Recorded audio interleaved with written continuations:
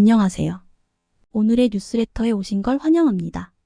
비싼 비행체와 각종 폭발물을 싣고 항해해야 하는 항공모함은 보통 화재가 잘 발생하지 않습니다. 화재 예방은 항공모함에 있어 기본 중 기본이기 때문입니다. 하지만 중국 경항모는 시운전 중에도 화재가 발생해 눈총을 받고 있습니다. 중국 인터넷에 유포된 동영상과 사진을 보면 인민해 방군의 75형 강습 상륙함은 화재가 발생해 배의 위치에 따라 도색이 달라졌을 정도입니다. 사실상 화재가 발생했던 서박이지만 그대로 사용을 하겠다는 것인데요.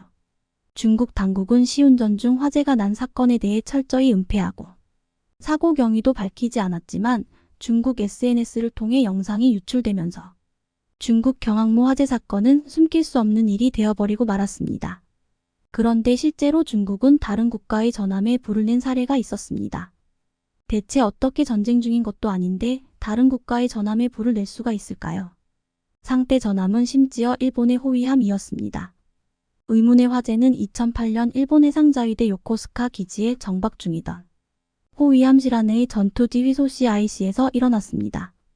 당시 전투지휘소에 사람이 없고 내부 통로가 복잡해 불을 끄는데 8시간이나 걸렸고 그 바람에 호위함 내부의 컴퓨터와 계기장치가 완전히 타버리는 엄청난 피해가 발생하고 말았습니다. 이후 일본은 호위함 시라네의 화재 원인에 대해 정밀 조사에 들어갔습니다. 그런데 어이없게도 범인은 중국산 보냉온장고였습니다. 자위대 사고조사위원회에 따르면 자위대원이 무허가로 호위함 전투지휘소에 가지고 들어온 중국산 보냉온고가 과열되면서 불이 난 것으로 밝혀진 것입니다.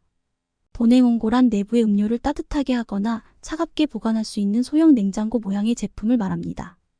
당시 중국산 보냉온고는 일본에서 대당 1만엔 약 88,000원 정도에 팔렸는데요.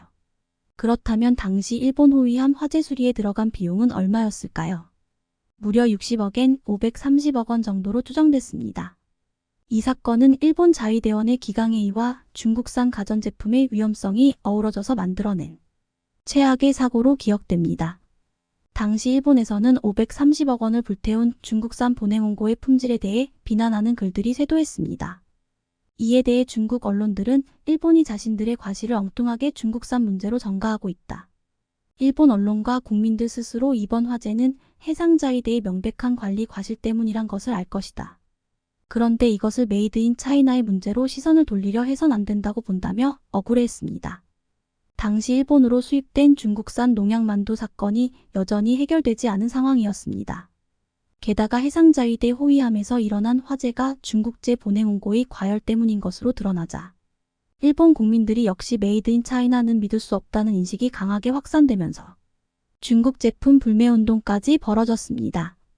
하지만 보온냉고가 일으킨 화재 때문에 호위함의 기계장치가 전소될 정도라면 일본의 군함의 화재 예방을 위한 설계도 문제가 있다고 봐야 합니다. 함정, 특히 전투함에 사용된 전선들이 불연성이 아닌 가연성 전선으로 구성되었으며 방화벽 등 화재를 대비한 선박 설계에 허점이 있었다는 분석도 가능하기 때문입니다. 실제로 자위대원의 안전 불감증은 분명 이 사건의 주된 원인 중 하나입니다. 전열기 허가를 받지 않은 중국 제품을 무허가로 호위함 전투지휘소에 가지고 들어온 것은 명백히 자위대원의 규정 위반이었기 때문입니다. 중국도 머쓱한 건 마찬가지였습니다. 88,000원짜리 자국 제품이 530억 원짜리 호위함 전투지휘소를 불태웠다는 사실이 널리 알려지자 중국 제품에 대한 국제적인 신뢰도는 그야말로 바닥을 치게 됐기 때문입니다. 결국 모든 원인은 안전 불감증입니다. 그로부터 오랜 시간이 지난 2023년 최근까지고 중국 해군은 해외에서 다양한 사고를 치고 있습니다. 최근 호주 해군이 잠수작전 중 중국 함정의 음파 탐지기에 노출돼 부상을 입은 사건이 대표적입니다. 호주 리처드 말스 국방부 장관은 성명을 통해 중국이 바다에서 안전하지 않고 비전문적인 행동을 했고 그 때문에 호주 해군 잠수부들이 작전 중 위험에 처했다고 중국을 강력히 비난했습니다. 사건의 발단은 일본의 배타적 경제수역 이지 내에서 일어났습니다. 호주 정부에 따르면 지난 11월 14일 일본의 배타적 경제수역 내에서 호주의 장거리 호위함인 HMAS 투움바오의 프로펠러에 어망이 걸렸습니다. 즉시 호주 해군은 잠수부들을 투입, 어망 제거 작업에 들어갔습니다.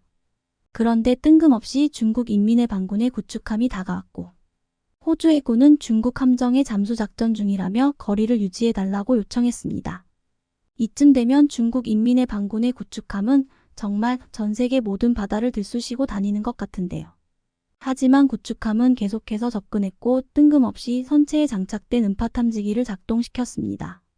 잠수 작전을 벌이던 대원들은 급히 물 밖으로 나왔지만 일부는 음파 탐지기에 노출됐고 경미한 부상을 입었다고 전했는데요.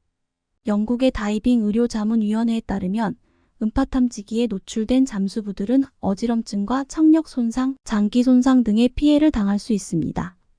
호주 국방부 장관은 호주 군인들의 안전과 복지가 정부의 최우선 과제라며 호주는 중국을 포함한 모든 국가가 전문적이고 안전한 방식으로 군대를 운영하기를 기대한다고 밝혔습니다. 한마디로 인명을 좀 중시하라, 전문성 좀 갖추라고 중국에 일격을 가한 것입니다. 이런 호주 정부의 발표에 중국은 공식적인 답변을 내놓지 않고 있는데요. 호주와 중국은 최근 몇 년 동안 안보와 무역 분야에서 갈등을 보였습니다. 하지만 지난해 호주 노동당 정부가 들어선 뒤 무역 갈등은 크게 개선된 상태입니다. 한껏 관계 개선에 나서던 중인데 이런 사건이 발생해 찬물을 끼얹은 겁니다. 대체 사람에게 음파 탐지기를 왜 사용하는지 이해하기 어려운 행보입니다. 호주와 중국은 안보 분야에서는 여전히 긴장 관계가 이어지고 있습니다. 중국은 지난 7월 호주와 가까운 솔로몬 제도와 안보 협정을 체결하는 등 남태평양 지역에서 군사적 영향력을 확대하고 있고 이에 호주도 미국, 영국, 호주의 안보 동맹인 오커스 동맹을 통해 핵 추진 잠수함 도입을 결정하고 미국과 중국을 목표로 하는 대규모 군사훈련을 벌이는 등 중국 견제에 나서고 있기 때문입니다. 이처럼 안보 분야에서는 긴장감이 팽배한 지금 호주 해군 잠수부들이 작업을 하는 사이 중국 구축함이 다가왔고 음파 탐지기를 동원한 것은 공격을 한 것이나 다름없었습니다. 눈치가 없어도 너무 없었던 것인데요. 중국의 구축함에 전 세계 바다를 들쑤시며 민폐짓을 일삼는 상황에서 우리나라 서해의 안보가 그 무엇보다 중요해졌습니다. 이런 상황에서 최근 한국의 최신의 이지스함 정조대왕함은 베이징까지 커버 가능한 엄청난 탐지 능력을 실전에서 확인시켜주고 있어 중국과 한국은 여러 가지 면에서 대비되고 있습니다. 지난 20일 시험평가를 위해 울산 HD현대중공업에 정박한 한국군의 차세대 이지스함 정조대왕함의 모습입니다. 8,200톤급 정조대왕함의 길이와 폭은 170m, 21m. 정조대왕함을 가로로 세워놓으면 45층 건물의 높이가 될 정도로 어마어마한 규모를 자랑합니다. 정조대왕함의 눈은 1800km 박 1800개 표적을 동시에 포착할 수 있습니다. 북한 전역에서 발사된 탄도탄을 탐지해 요격할 수 있고 중국 서부 지역과 일본 전역도 커버할 수 있습니다. 실제 지난 22일 북한이 백령도와 이어도 서쪽 공해 상공으로 쏜 발사체도 우리 해군 이지스함이 남의 먼바다 상공을 빠져나갈 때까지 추적하는 데 성공했습니다. 정조대왕함은 현대 함정 기술의 총집 합체입니다. 지난 9월 정조대왕함을 보고 간 미국 7함대 사령관은 아름답다고 말했을 정도였습니다. 수상함은 보통 잠수함에 취약한 편입니다.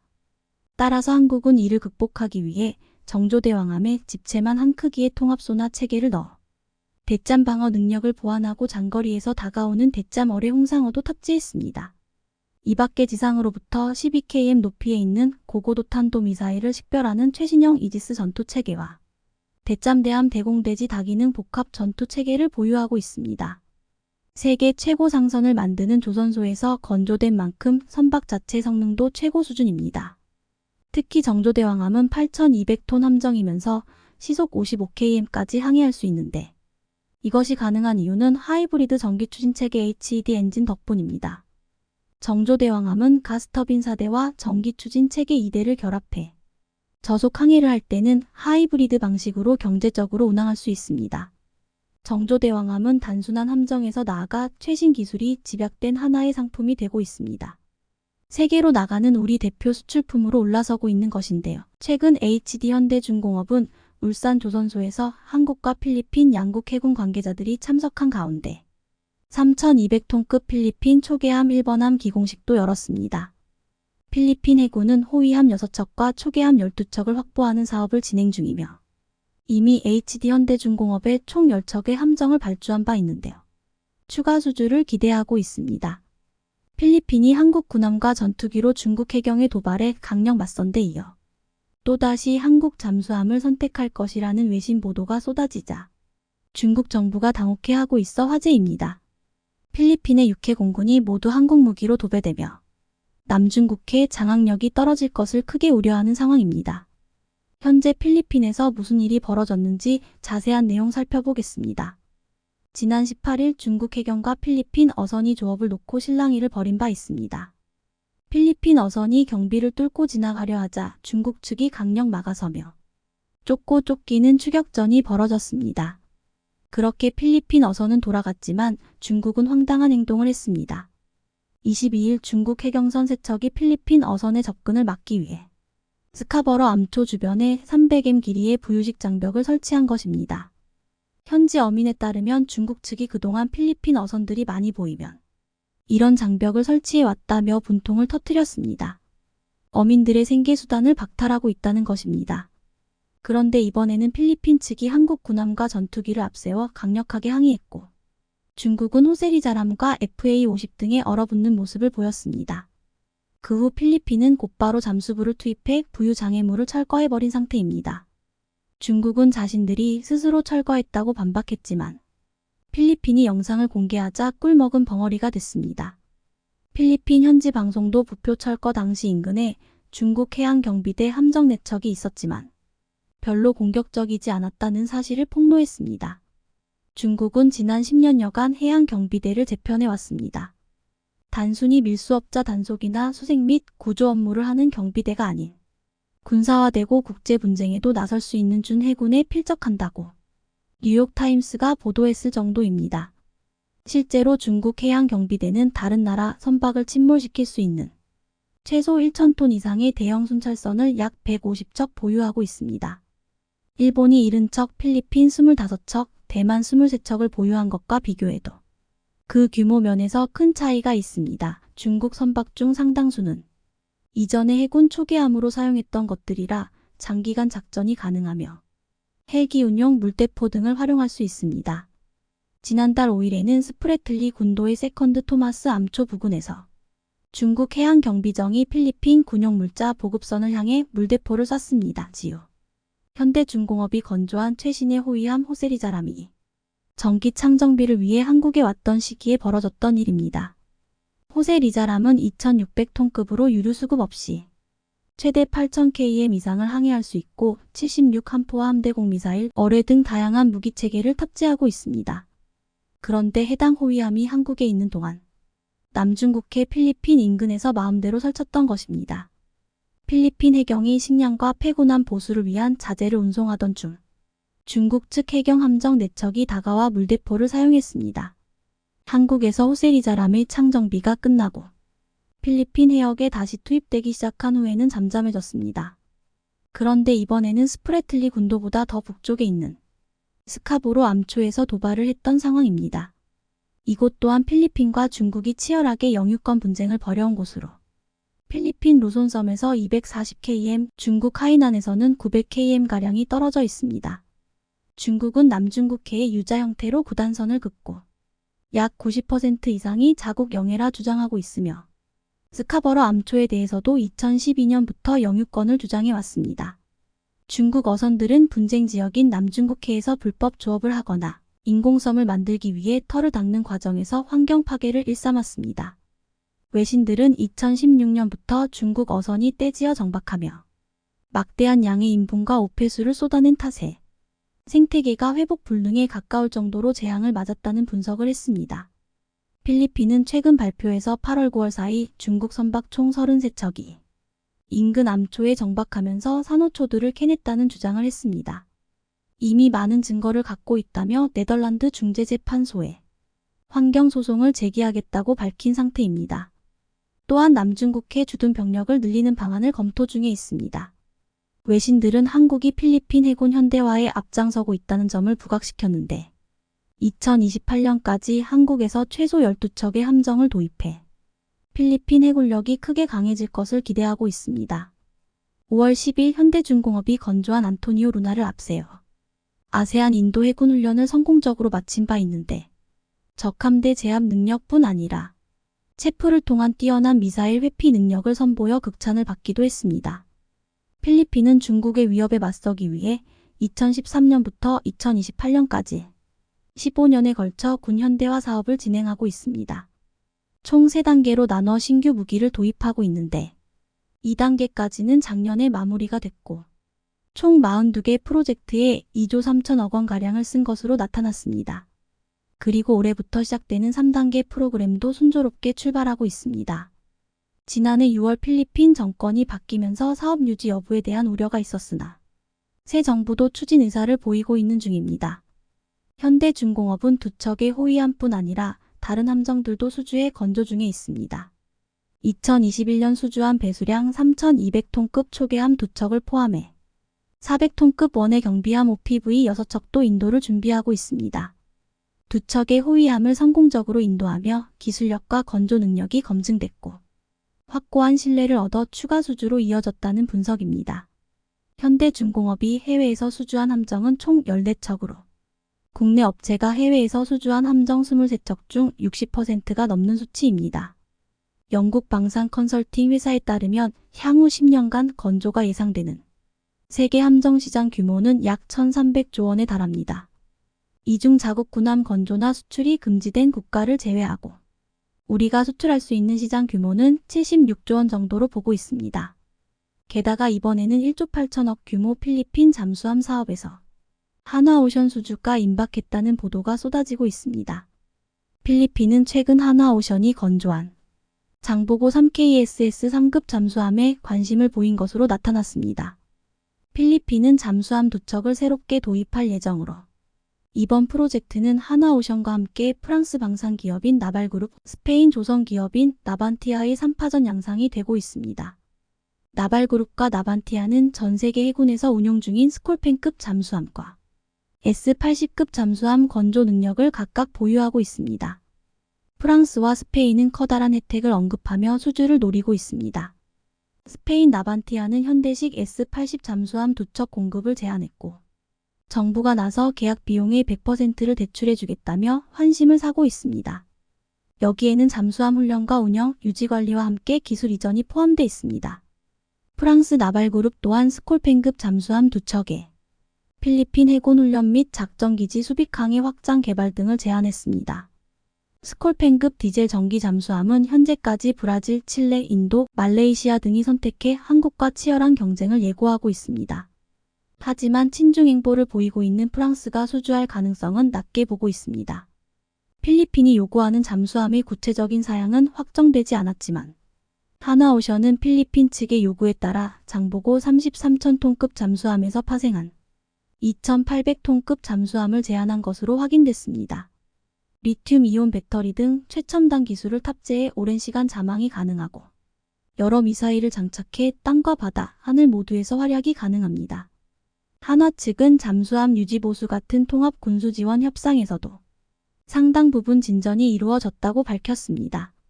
전문가들 또한 하나오션 수주 가능성을 높게 보고 있는 상태인데 최신 기술이 다 적용됐기 때문에 성능 면에서 우수하고 가성비에서도 경쟁사보다 우위에 있다는 분석입니다. 지난해부터 필리핀 군과 잠수함 물밑 협상을 진행해 왔는데 당시에는 1,400톤급 잠수함을 소개하기도 했습니다. 이는 인도네시아에 수출했던 잠수함을 바탕으로 국내 장보고 3급 잠수함의 고사양 장비를 반영한 모델입니다.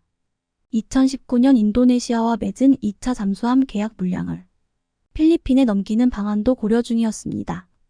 그런데 이번엔 규모를 2배 이상 키워 더 강력한 잠수함 협상이 진행되는 중입니다. 하나오션의 전신인 대우조선해양은 국내에서 가장 많은 22척의 잠수함을 수주한 이력이 있어 높은 기술력을 확보하고 있습니다. 한국 해군에서 발주를 받아 3,000톤급 건조 역량을 확보하기도 했습니다. 이전에는 소형 잠수함인 1,200톤, 1,800톤급만 건조했지만 중형 잠수함 건조 역량까지 갖추게 된 것입니다. 하나오션은 1차 사업 물량으로 3척 중 2척을 수주해 2021만 2023년에 걸쳐 인도를 완료한 바 있습니다. 나머지 한 척은 현대중공업이 수주해 2021년 진수한 상태입니다. 그리고 2차 사업 물량 중 이미 발주된 2척 또한 모두 하나오션이 수주해 현재 건조 중에 있습니다. 재작년에는 SLBM까지 성공시키며 최강의 위력을 선보였죠. 외신들은 한국이 필리핀에 최신 잠수함을 제공한다는 점을 대서특필했고 중국이 크게 두려워하는 모습을 집중 보도하고 있습니다. 한국이 필리핀에 무료 잠수함을 제공한다는 소문이 돌기도 했지만 외신들은 팩트체크까지 해가며 정식 판매되는 내용이라 전하고 있습니다. 이를 확인한 시진핑 정부도 크게 긴장하고 있습니다. 중국군은 최근 남중국해에서 대잠수함 훈련을 40시간 이상에 걸쳐 실시한 것으로 나타났습니다. 대잠 초계기 10여 대를 동원해 잠수함 수색과 식별, 추적 및 공격, 시뮬레이션 훈련을 펼쳤다는 소식이 외신을 통해 보도되고 있습니다. 중국이 잠수함을 두려워한다는 것은 대만 사례로도 드러나고 있습니다. 28일 대만은 자체 제작한 잠수함을 선보였습니다. 이 또한 배수량 3,000톤 규모로 하이쿤이란 이름이 지어졌으며 미국 로키드 마틴사가 제작한 전투 시스템과 어뢰가 갖춰져 있습니다. 설계와 제작에만 7년이 걸렸는데 해상 시험을 모두 통과한 뒤에 내년 연말 이전 대만 해군에 인도될 예정입니다. 그리고 향후 한 대를 추가 제작해 2027년까지 2대를 운용한다는 계획입니다. 대만의 첫 잠수함 개발 소식에 중국 정부는 강하게 반발했습니다. 잠수함 진수는 무모한 행동이다, 결국 멸망을 자초할 것이라 경고한 상태입니다. 그런데 이런 무시무시한 잠수함을 적극 개발해 수출하고 있는 나라가 한국이라 중국은 한국의 잠수함 건조를 따가운 눈으로 살펴보고 있습니다. 한국은 이미 세계를 상대로 잠수함 판매 영업을 하고 있습니다. 한화 부회장은 최근 폴란드를 찾아 3,000톤급 잠수함 세일지에 나섰고 장보고 3급 최신형 배치 2를 제안했습니다. 공기부료 추진 장치와 리튬이온 배터리를 적용해 잠항 시간이 3배 이상 늘어난 하이브리드 디젤 잠수함입니다. 그리고 향후 23년 새 공식 입찰이 예상되는 캐나다 신형 잠수함 사업도 노리고 있는데 캐나다는 노후화한 2,400톤급 디젤 잠수함 빅토리아급을 대체할 3,000톤급 12척 도입 계획을 세우고 있습니다. 엄동환 방사청장이 지난 4일 인도네시아로 출국했습니다. 1조 원에 달하는 KF-21 미납금을 논의하기 위해서 간 것으로 알려졌는데 이번 주 주말까지 머물면서 담판을 지을 것으로 추측되고 있습니다. 그동안 29번의 독촉에도 무응답으로 일관했던 인도네시아는 돈이 없다는 핑계를 댔지만 최근 엄청난 전투기들을 사들였습니다. 마치 한국을 농락하는 듯한 행동이었습니다. 특히 지난 6월 말까지 인도네시아는 분담금 납부 계획을 통보한다고 했지만 결국 아무런 말이 없었습니다. 그러기에 이번 방문에는 한국에 큰 결단이 있을 것으로 보고 있습니다. 공교롭게도 이 시기가 UAE 대통령이 방한하기 일주일 전이라서 더욱 그렇습니다. UAE 대통령이 방한하면 38조 투자, 유치 확약을 구체화할 것이라고 알려졌는데 한국 무기를 쇼핑한다고 할 만큼 KF-21을 비롯한 한국산 무기들을 살펴볼 것으로 알려졌습니다. 지난달 UAE가 인도네시아가 연체 중인 KF-21 분담금을 대신 납부하고 사업에 참여한다고 보도되었습니다. 방사청은 이를 공식적으로 부인했지만 유수의 매체들은 UAE 측이 이 내용에 대해 사전 검토를 마친 것으로 보도했습니다. 실제로 지난달 4일 UAE의 방산획득 기관인 타와준 경제위원회는 사무총장 명의로 한국과 KF-21 사업협력을 제안하는 서한을 대통령실 국가안보실에 보냈습니다. 폴란드 방위산업부문 국영기업인 PGG그룹 역시 KAI의 KF-21 공동개발 참여 의사를 타진해온 것으로 알려졌습니다. 이런 가운데 방사청장이 인리를 방문해서 분담금에 대해서 논의하는 것은 과거와 같이 끌려다니는 입장이 아니라 이제는 한국의 입장을 확실하게 전달하려는 것으로 해석되고 있습니다. UAE의 제안을 한국이 받아들이게 되면 그동안 인도네시아와의 관계를 생각해서 UAE가 추가 파트너로 참여하거나 최악의 상황에는 인도네시아가 사업에서 퇴출될 가능성도 제기되고 있습니다. UAE 대통령이 방한하면 KF-21에 굉장히 적극적일 것으로 예상되고 있는데 UAE는 미국에게서 F-35를 사지 못하고 러시아와의 5세대 전투기 개발도 전쟁으로 인해 무산되었습니다. 결국 스텔스기를 갖고자 하는 UAE에게 한국의 KF-21은 절실한 대안이 되고 있습니다. 처음부터 한국은 KF-21을 만들 때 수출형으로 만들었고 스텔스 기능까지 할 수 있게 준비해 놓았습니다. KF-21 개발지는 항공기는 초창기 설계 개념에 들어있지 않았는데 중간에 개발하다 이것저것 붙이면 누더기가 될 수밖에 없다며 그래서 KF-21은 처음부터 그런 부분을 염두에 두고 설계했다고 말했습니다. 또한 지금 KF-21도 무장 능력 때문에 4.5세대라고 하는 것이지. 형상 자체는 이미 5세대 스텔스로 돼 있다고 말했습니다. 당장 KF-21은 F4와 F5 또는 KF-16을 대체하고 장기적으로는 F-15K까지 대체할 수도 있기 때문에 스텔스 성능보다는 무장 능력이 우선시됐고 애초부터 스텔스기 용도로 개발한 전투기도 아니었다고 했습니다. 하지만 KF-21은 블록2에서는 공대지 능력을 갖추고 블록3에서는 스텔스 기능을 완전히 갖출 것이라고 했습니다. 그런데 한국은 KF-21 블록3에 F-35보다 한 세대 향상된 스텔스 기술을 넣으려고 준비하고 있습니다. 이 기술은 서유럽이나 중국과는 비교를 거부할 정도로 높은 수준이라고 기대받고 있습니다. 바로 최근 국방과학연구소가 공개한 나노 공획구조 고분자 기반 경량 고성능 스텔스 재료 기술입니다. 이것은 F-35에 적용된 RAM 레이더 흡수 페인트과 RAS 레이더 흡수 구조제의 높은 중량을 해결할 수 있는 나노 공획구조 고분자 기반의 스텔스 재료를 사용하는 기술입니다.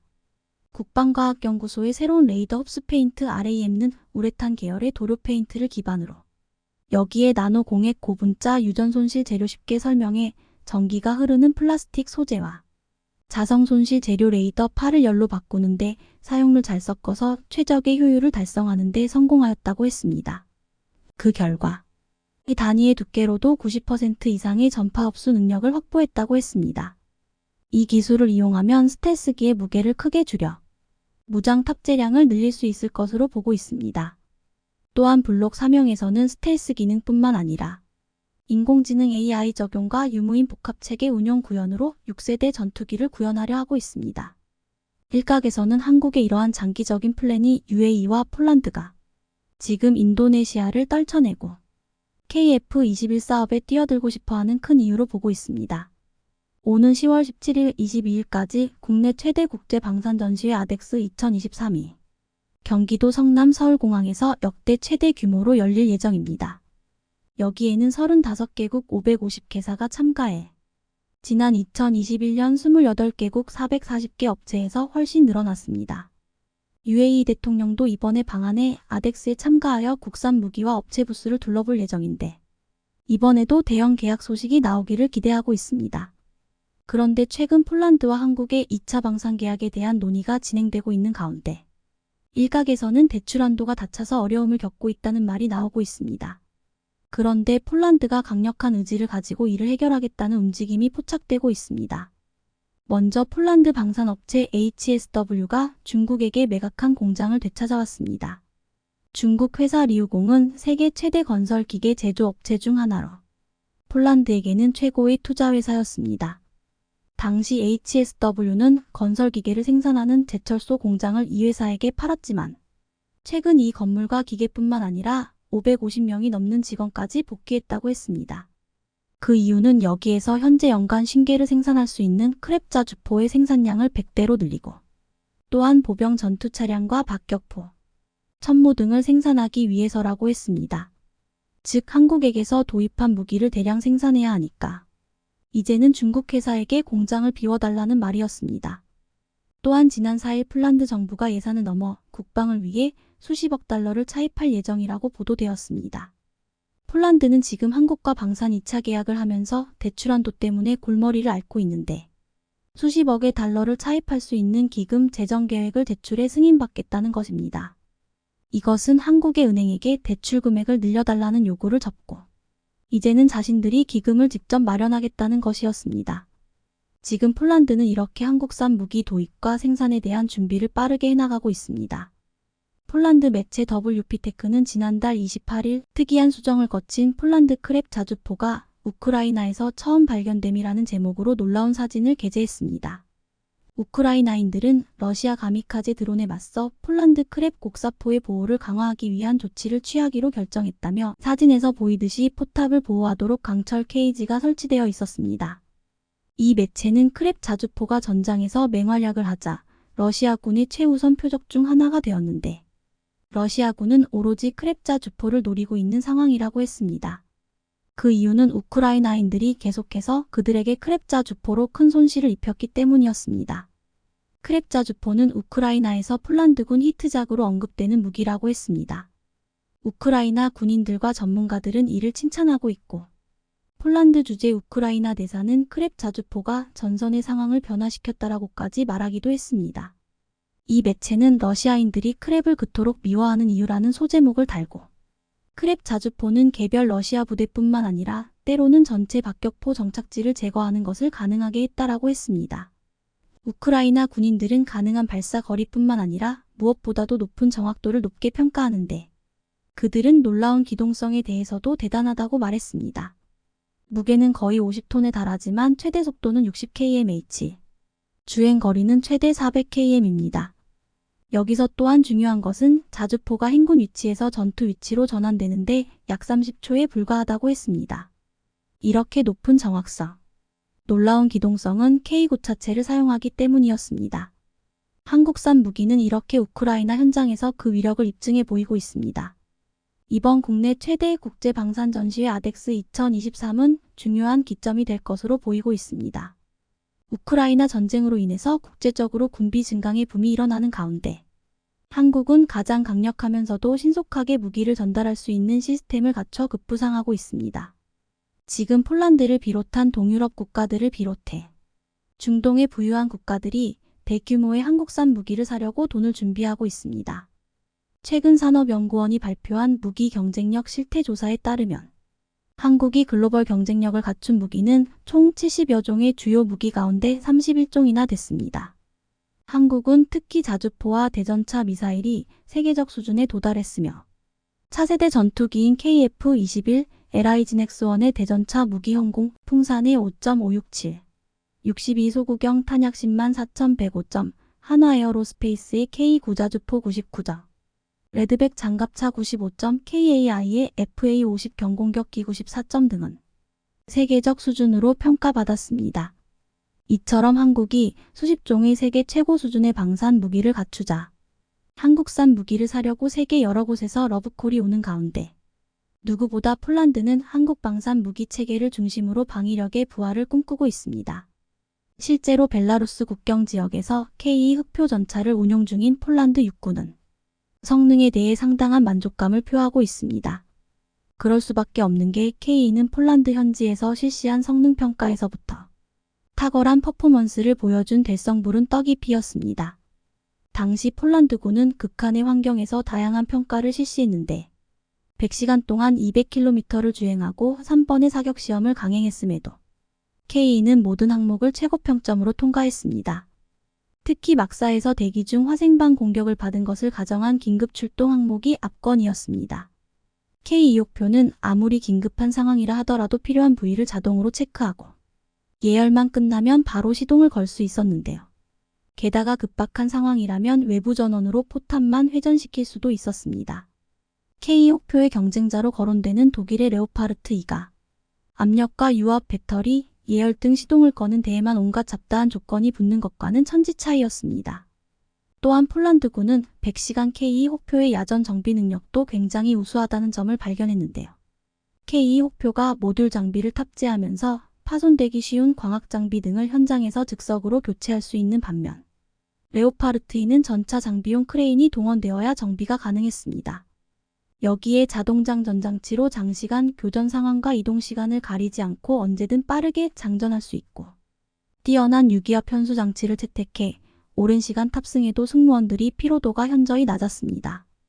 오죽하면 국내에서도 K2 혹표를 한번 타보면 마치 세단을 타고 있는 듯한 느낌이 든다는 후기가 올라왔을 정도입니다.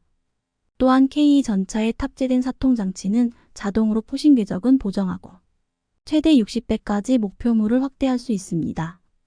폴란드군이 기존에 운영하던 T-72가 8배 줌이 한계였던 것을 감안할 때 최대 60배까지 목표물을 확대할 수 있다는 것은 그야말로 천지개벽 수준입니다. 여기에 한 번에 20개 이상의 표적을 탐지하는 자동 표적 탐지 시스템과 헌터 킬러 능력은 전차병이 놓친 화면도 자동으로 추적해 내부 화면에 표시해줍니다. 심지어 K2 흑표 전차의 이 표적 획득 능력은 경쟁 기종인 미국 에밀 에이브람스나 독일 레오파르트 2보다 월등히 우수합니다. 실제로 K2, 에밀 에이브람스, 레오파르트 2를 모두 운용해 본 폴란드 군인은 K 혹표 전차는 혹시나 제가 실수해도 그것을 보정해 줄 수 있는 전차입니다. 라고 말했습니다. 이처럼 폴란드를 중심으로 극찬이 쏟아지자 동유럽을 중심으로 K 전차에 대한 관심이 높아지고 있습니다. 루마니아는 K 혹표 전차에 눈독을 들이고 있고 불가리아는 우크라이나에서 한참 떨어져 있는데도 불구하고 대한민국의 무기 체계와 폴란드의 무기 수입을 집중 보도했습니다. 일례로 불가리아 언론들은 현 세대 가장 강력한 전차로 손꼽히는 대한민국의 K 혹표가 폴란드에 총 1000대 도입될 예정이다. 이것이 일선에 배치되면 폴란드는 질적인 면은 물론이고 수량에서도 유럽 전체에서 가장 강력한 기갑 전력을 보유하게 된다. 는 분석을 내놓았습니다. 불가리아 언론은 폴란드가 벨라루스와의 국경에 경비를 강화하고 있다면서 폴란드 제1군단 보병사단에 대해 깊이 있는 분석 기사를 실었는데요. 폴란드 제1군단 보병사단은 국방장관이 제16기계화 사단, 제18기계화 사단은 폴란드의 최전방을 지키는 파수꾼이 될 것이라 밝힌 사단입니다. 이처럼 폴란드가 감탄하고 동유럽 국가들이 K 전차에 대한 관심이 뜨겁자 전통적인 전차 강국인 미국, 독일, 프랑스가 당황했고 다급해졌습니다. 우크라이나 전쟁 초기만 해도 전차는 이제 퇴물이라는 평가를 받았습니다.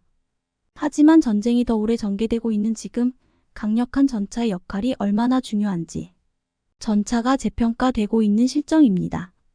우크라이나 전쟁을 보면서 동유럽 국가들은 자기들이 보유했던 구식 전차들을 첨단 시스템을 갖춘 최신형 전차로 바꾸려는 시도를 하고 있습니다. 이 최신형 전차 교체 사업을 한국이 쓸어갈 것을 우려한 미국, 독일, 프랑스는 3.75세대 혹은 3세대 후기 전차를 내놓으며 한국을 따돌리려 하고 있는데요. 대표적인 것이 독일과 프랑스가 합작해서 만드는 EMBT 그리고 미국 제너럴 다이내믹스 랜드 시스템 GDLS가 개발한 에이브람스 X입니다. 에이브람스 X는 에밀 에이브람스의 후신으로서 가장 많은 주목을 받고 있습니다. 이처럼 미국과 독일, 프랑스가 3세대 후기 전차까지 서둘러 내놓으며 한국을 따돌리려 애쓰는 사이 한국은 지금까지 외국에 의존하던 전차의 엔진과 두뇌까지 모두 우리 손으로 만들어내며 방산기술의 국산화를 이뤄가고 있습니다. 지금까지 K방산에서 한국은 하드웨어는 잘 만들지만 소프트웨어 분야는 여전히 해외 의존도가 높았습니다. 하지만 한국의 강소기업인 코츠테크놀로지 덕분에 한국은 이제 전차와 항공기, 무기 등을 제어하는 모듈과 시스템을 국산화할 수 있게 되었습니다. 코츠테크놀로지는 K 전차의 두뇌 역할을 하는 싱글보드 컴퓨터 SBC를 기반으로 각종 유도 항공, 해양, 지상 무기 체계의 솔루션을 제공하는 회사로서 사실상 대한민국의 모든 방산 업체들이 고객 쌓일 정도로 방산 SW 분야에서 독보적 존재입니다. 특히 K 전차의 통합형 차량 제어 컴퓨터, 무인기용 표준 SW, 미사일 제어 메인보드 등은 모두 한국 기업 코츠테크놀로지가 공급한 제품입니다. 최근 장보고와 같은 해군 잠수함에 적용되는 소나체계, 무장통제체계, 전투기 무인기에 탑재되는 임무 컴퓨터, 발사 제어 패널 등 첨단 군수 분야에서도 두각을 나타내고 있습니다. 코츠 덕분에 지금까지 한국 방산이 해외에서 비싸게 도입하던 군사용 모듈과 시스템을 국산화할 수 있었는데요. 코츠의 경쟁사는 이제 국내에는 없고 보잉, 로키드 마틴, 레이시온 등 세계적인 군수업체와 협력하는 머큐리 시스템즈, 커티스라이트 정도입니다. 이처럼 하드웨어뿐 아니라 소프트웨어까지도 국산화에 성공한 한국 방산은 이제 폴란드와 함께 중보병 전투차를 공동 개발하는 단계로 진입해 있습니다. 얼마 전 폴란드에서 한국과 폴란드가 함께 개발 중인 중보병 전투차의 컴퓨터 그래픽 이미지가 공개돼 세계의 시선이 쏠렸는데요. 더구나 방산업계에서는 한국의 최정예 상륙부대인 해병대에서만 사용될 예정인 신무기가 폴란드에 수출되었고 이 신무기가 폴란드형 레드백의 주무장이 될 것이란 소문이 파다했는데 그 신무기는 바로 한국과 폴란드가 공동 개발 중인 차륜형 장갑차인 NKTO였습니다. 지난 9월 1일 폴란드의 군사 전문가 바르트 워미에이 쿠차르스키가 자신의 SNS에 폴란드의 새로운 장갑차 개념도를 올렸는데 이 차륜형 장갑차는 현대로템과 폴란드 방위산업 업체 PGG가 공동 개발에 나선 차륜형 장갑차였습니다. 그런데 외양을 보면 사실 말이 공동 개발이지 한국으로부터 신규 장갑차를 수입한 거라고 말해도 과언이 아니었습니다. 무엇보다 NKTO는 폴란드제 무인 포탑을 탑재했지만 가장 중요한 차체 디자인과 구조가 K808과 거의 비슷하다는 것을 알 수 있습니다. 도하를 위해 K808이 갖추고 있는 도하판과 워터제트까지 NKTO 장갑차에 그대로 적용돼 있었습니다. 또 다른 장갑차 프로젝트를 살펴보면 폴란드의 한국 의존도가 얼마나 높은지 명확해집니다. 한화 에어로스페이스와 공동으로 개발하는 중보병 전투 차량은 K9의 차량을 그대로 사용하고 레드백의 기술까지 도입하기로 계획되어 있습니다. 폴란드가 이렇게 한국의 방산 무기를 구매하며 공동 개발을 통해 폴란드 현지 생산을 원하는 이유는 한국 장비의 현지 생산이 본격화되면 폴란드는 독일 뺨치는 새로운 군수공장의 거점 기지를 확보하게 되기 때문입니다. 방산업계에 따르면 현재 폴란드는 한국과 개발하는 중장갑차의 40포탑을 올리길 원하고 있습니다. 따라서 한국은 폴란드형 중장갑차에 한국이 개발한 CTA4를 함께 수출할 계획인데요. 폴란드 군사 매체들은 폴란드형 중장갑차에 30부시 마스터 기관포가 장착될 예정이지만 주포를 40로 교체할 수 있다고 보도했습니다. 이 40주포 역시 한국에서 수입하는 것입니다. 현재 한국이 보유한 40포는 K21 장갑차에 탑재한 40화, 해병대의 차기 상륙 장갑차에 40 CTA4가 있습니다. CTA4는 기존 탄 대비 30%나 최적이 줄어들었지만 성능은 그대로 유지되는 탄약으로 길이가 짧아 포의 장전 장치가 작동하는 구조를 단순화시킬 수 있어 장전 시간을 줄이고 발사 속도를 획기적으로 빠르게 할 수 있습니다. 이러한 장점들 덕분에 선진국에서도 연구 진행 중인 차세대 화기 시스템인데요. 현재 미국, 프랑스, 스웨덴 등에서 회전식 CTA4를 개발 중인데 한국은 이미 오래전 40주도로 CTA4 개발에 들어가 지난 2015년에 시제품 개발을 끝내두었습니다. 따라서 폴란드형 레드백에 탑재할 한국의 CTA4는 만에 하나 폴란드에서 장갑차 간 교전이 이뤄진다면 폴란드의 압도적 우위를 차지하게 해줄 전망입니다. 지금 한국의 40주포의 CTA4 탑재는 세계 여러 곳에서 관심을 보이고 있습니다. 우크라이나 전쟁에서 러시아가 쌓은 참호를 뚫기 위해서는 30포로는 어림도 없다는 게 드러났기 때문입니다. 러시아는 대반격의 표적이 될 가능성이 높은 지역을 중심으로 900여 km에 달하는 방어선을 쌓았고 이 엄청난 규모의 참호 덕분에 오랜 시간 방어선을 유지하고 있습니다. 우크라이나는 이를 뚫기 위해서 갖은 노력을 했지만 30포로는 어림도 없었습니다. 따라서 화력을 2배 이상 강화시키고 다양한 탄종을 사용할 수 있는 40기관포의 효용성이 높아지고 있으며 40기관포에 쓰일 한국형 CTA4는 앞으로 장갑차 무장의 표준이 될 것으로 기대되고 있는데요. K26표 전차의 중보병 전투차량 그리고 40CTA4까지 한국 방산은 이렇게 세계 방산 시장에서 경쟁자를 압도하는 방산 무기를 계속 늘려가고 있는 중입니다. 시청해주셔서 감사합니다.